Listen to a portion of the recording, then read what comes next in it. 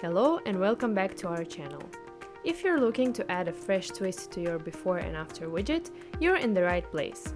Today we'll show you how to change the direction of your before and after slider to better fit your design needs.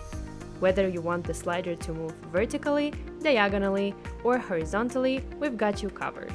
First, navigate to the section where you can customize the content of your before and after widget. This will be found under a Content tab.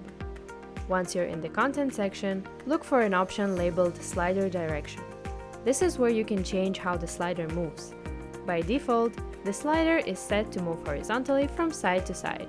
However, you can customize this to better fit your needs. Let's say your current slider moves horizontally, but you want it to move vertically instead. Simply select the vertical option from the drop-down menu. You also have the option to set the slider direction to diagonal. This can add a unique and dynamic feel to your before and after widget. Remember, after making your selection, it's crucial to save your changes.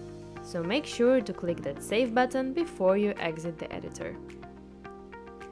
We hope you found this tutorial helpful. If you did, please give this video a thumbs up and consider subscribing to our channel for more useful tutorials and tips.